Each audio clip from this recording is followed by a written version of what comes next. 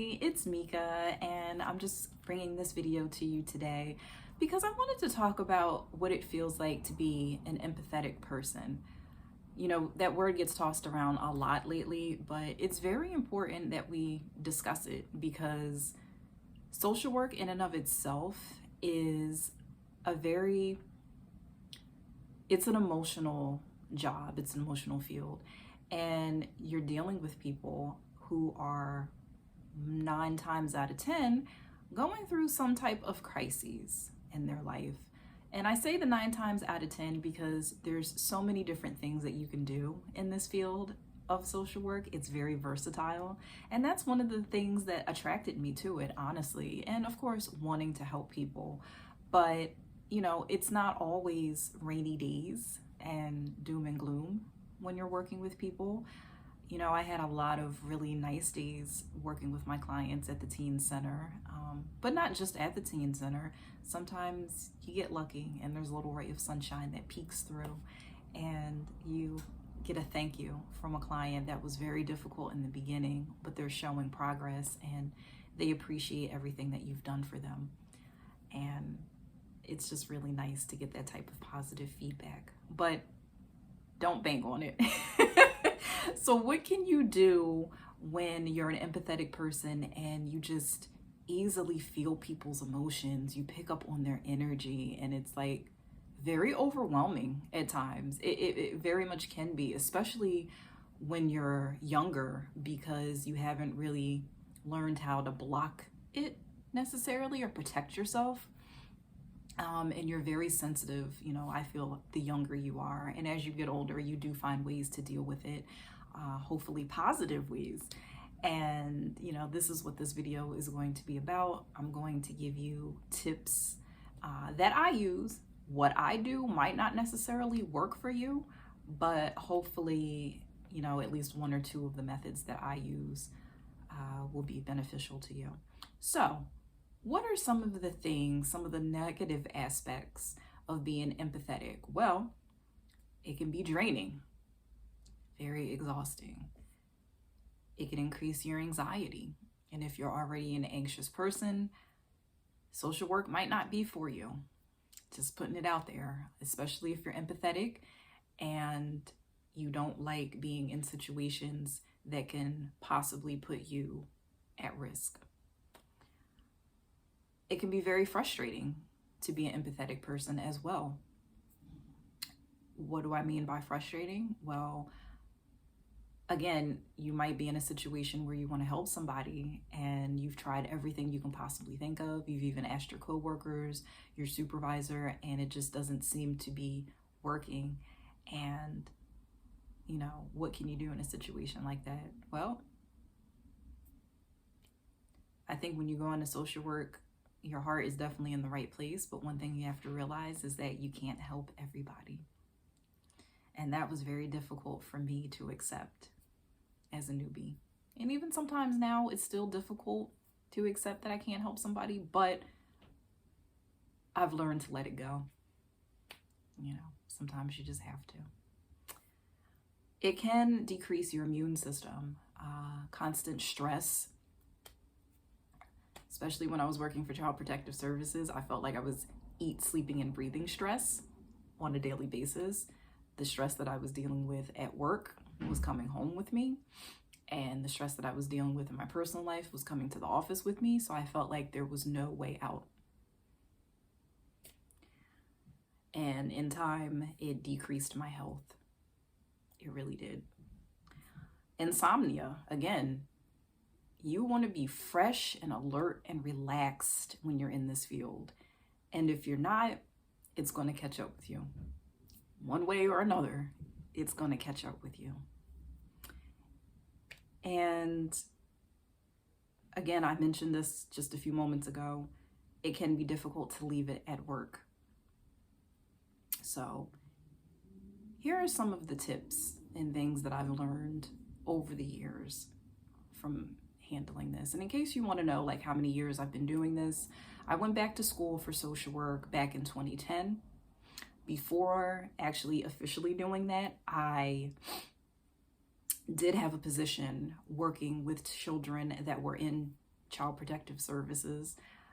It was designed as a daycare, and they would come in, they would learn manners, daily living skills like brushing their teeth, washing their face, washing their hands, just all of that good stuff, how to interact and engage with their classmates in a healthy way instead of like hitting, biting, spitting, cursing. Yeah, they used to do all of that stuff. So sorry, I totally totally lost my train of thought. Oh my goodness, this is so embarrassing. And I swear I'll be 40 in December, and it's like I just totally but in my self-defense, I do have an underactive thyroid. I have hypothyroidism, so sometimes my mental capacity is not as sharp as it should be, even though I am on medication for it. Wow, I totally lost my train of thought, and I apologize. And I know it'll come back to me. I think I was discussing, leaving stress at work, and how long I've been doing this. Sorry. So yeah, I did that job from, I think it was like 2006. I think I was doing that job, I want to say. And I did it for about a year. But again, that like wore me down. I was constantly sick, and I just felt awful because of the little germs and stuff. So I basically had like a year of that under my belt. And then while I was in school for social work, I also worked at an organization that dealt with people, differently abled people. The men that I were working with were autistic. They were on the spectrum. And, some of them had dual diagnosis. Like one of the guys, he was autistic, but he also had Down syndrome. And he was probably one of my favorite guys in the group home that I worked in. He was nonverbal, but he had a great personality. They really did. All of the guys had very good personalities. Yeah, and I still think about them and hope that they're being taken care of, and that they're safe. So basically, I've been doing this social work thing now. Fast forward, it's 2021. And even though I've taken breaks here and there, I still consider myself to be someone who has been in the field for about 10 years, give or take. Because I graduated in May of 2013. So like I said, I already had like those 2 jobs, so like those 2 years under my belt before I officially had my secondary bachelor's degree and got certified. So moving forward, I don't want to drag this out or make this too long of a video. So one of the things that I started doing, I started taking better care of myself, increased my water, started taking good quality supplements. What do I mean by that? Well, I wasn't taking vegan supplements back then when I started this journey of improving my health, but I take them now. Mary Ruth's Organics, I love her brand of vitamins. They're a little pricey, but they're liquid. Most of them are liquid. I know the ones that I take are, and I just see a difference in how I feel. And aside from the supplements that I was taking, I was also doing deep breathing exercises. Man, breathing really helps. You have no idea, or at least I didn't. I had no idea how much I held my breath and I wasn't breathing. I was doing shallow breathing a lot. I'm sorry if I keep rubbing my nose. I have cats, and sometimes their fur like flies through the air no matter how much cleaning and vacuuming I do. Sometimes it like tickles my nose, so I apologize if my hand keeps doing this. It's because of them. I have 3 fur babies.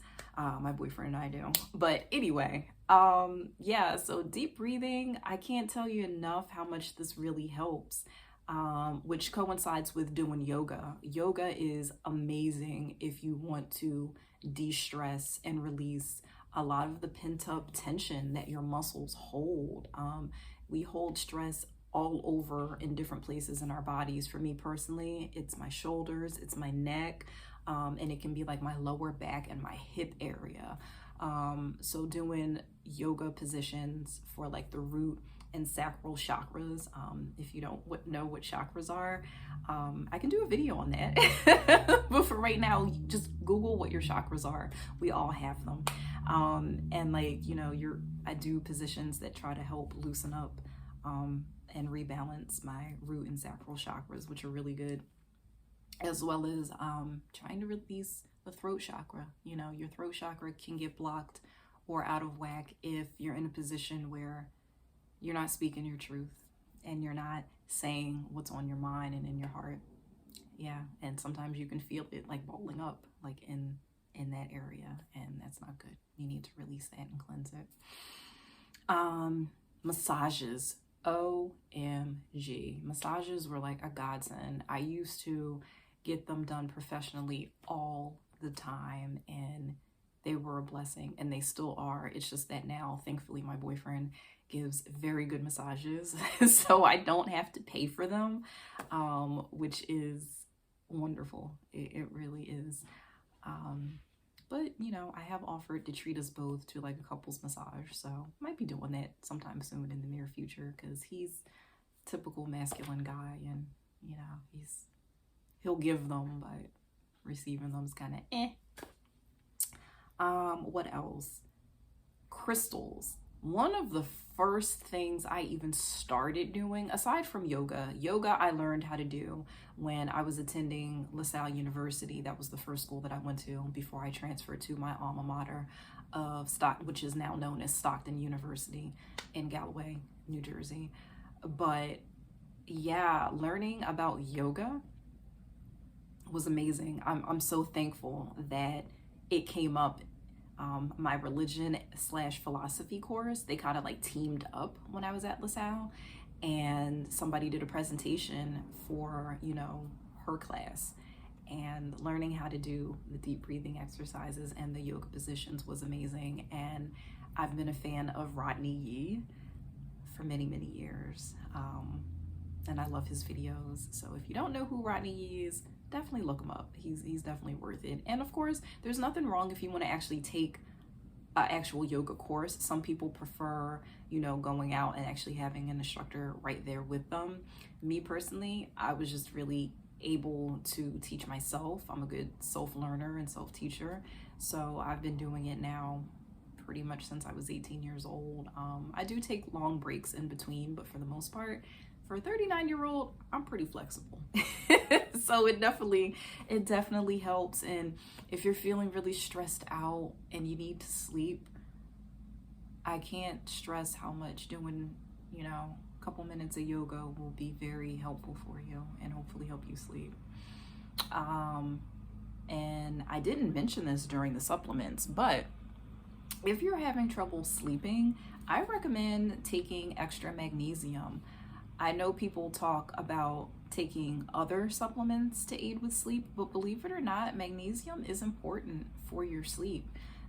It can be, if you're deficient in it, it can be difficult for you to fall asleep, or it can be difficult for you to stay asleep. And I've dealt with both in the past. Now my issue, sometimes more often than not, is just being able to stay asleep. But I drink a lot of water.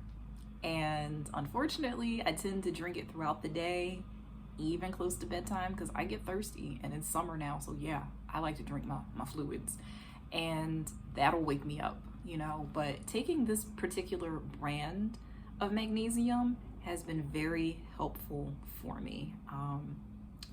You can buy it either through their website. It's called Calm Magnesium, and they have different flavors, but personally, read the labels. Because for me, their magnesium carbonate, it comes in 350 milligrams in the plain version. And if you buy the flavored ones, the type of magnesium they're using differs, and the amount. So for me personally, this is just me, this one works the best, the plain one. But one of the first things that I did, aside from yoga, crystals. And I know some people think it's hokey, they think it's nonsense. Okay, that's you, you know, you're entitled to your own opinion. I'm sorry if you hear my cats in the background. Calvin likes to be a little diva, and he likes attention even when I'm not giving it to him. Sorry, he was in the last video that I just did, but you know, he's not going to be in this one except for his voice. But yeah, crystals. black obsidian, this one right here. I linked it with a clear quartz, and to me it just amplifies, you know, their power. It works for me. Clear quartz is also good for, they're both really good for cleansing and dispersing negative energy. And if you're going to be in the field of social work, whether you're working strictly in an office and you have people come to you, whether you're doing home visits or picking people up and taking them out into the community, or even if you're working remotely, which is what I did this past, you know, the pandemic isn't, I guess, officially over, but you know, we're definitely coming out of the woods and you know, that light at the end of the tunnel is here and it's bright and beautiful. You know, wearing crystals and having them around your house, it helps a lot. I didn't tell too many people like what I was doing aside from writing during the pandemic, but I was a contact tracer, and that basically meant that I had my own cases of people that had tested positive for COVID-19, and I was assigned to reaching out to them, calling them, and just gathering information from them. But also, what a lot of people don't know, and what a lot of people were very hesitant to hear, we offered them assistance with gathering services, meaning we would ask them if they needed to go to a doctor, if they needed to get tested. We will offer locations of doctors. We will offer, you know, information on locations they could go to that took people that were not insured. We still have so many people in this country that are uninsured, and hopefully someday that'll change. But in the meantime, there are clinics and doctors and, you know, medical offices that do take people that are, you know, they're federally funded, and they take people that are uninsured, and we would give them information on that. You know, we would, one of the biggest things we would ask them is, did they have enough food to quarantine or isolate for that time? Because one of the things you don't want to think about when you're really sick is food. So we would give them information on, you know, delivery services if they didn't know. You know, some people don't know about Instacart, or, you know, ordering stuff through Walmart or your local grocery store. And those weren't even the services that we were offering. We were offering different services that we knew of specifically for the people in that area. Like, I wasn't, one thing that might surprise a lot of people, as a contact tracer, I wasn't a contact tracer in my particular county. They did not really want people working in their own county because of anonymity, which it worked out well that way. I was working for a county that was in northern New Jersey, not southern New Jersey, which is where I reside, which is great. But yeah, you know, that job could be very stressful because, you know, you're dealing with people who don't feel well. They didn't necessarily want to give out their information, which was their right. I never tried to push. I got hung up a lot, got hung up on a lot, dealt with people's really nasty attitudes. And I mean, it comes with the job. So even if you're not face to face with that person, having to deal with it on the phone is just as stressful. So you need to do whatever you need to do to keep yourself healthy and to keep yourself safe. Cleansing baths is something that I adore doing too. This is one of my favorite brands, Dr. Teal's. It smells so good. Oh my goodness. It made the bathroom smell good. It made me smell good. It's wonderful. And I bought it at Walmart. My local Walmart carried it. But if yours doesn't, just Google it and see if you can get it. Probably through Amazon. You know, I use Amazon for just about everything. I feel like everyone does at this point. So hopefully it's available in your area, because I don't expect people just in New Jersey to be watching this video. You could be, excuse me, halfway around the world watching this. So if you are, thanks for watching. But yeah, those are just some of the tips, you know, that I've used in my personal life that have helped deal with being an empathetic person and just cleansing myself and protecting myself. You know, and at the end of the day, as a last resort, and I don't promote this with every job, sometimes you have to leave a difficult situation. And I know people, they stress about bills, they stress about money, they want security, and I get all of that. I'm an adult just like you are, and I got bills. So, by all means, stay if you need to. But just remember one important thing. Don't stress yourself out and make yourself sick over a position that will be filled if and when you do decide to leave, because the show's going to go on with or without you, and I know companies don't like to act like people are expendable or interchangeable, but the reality of it is somebody was probably doing that job before you got there, and somebody else is going to do that job after you're gone. So don't ever feel like you have to stay in a situation that is unhealthy for you, because we do preach self-care all the time in social work, but unfortunately, we don't always abide by what we're preaching to our clients, and it's time to start doing that. So I hope this video was helpful for you. If you have any tips or any comments, please put them below. Like, share, subscribe. Totally appreciate the love. As I say, sharing is caring. And until my next video, I hope that you have a beautiful and blessed day.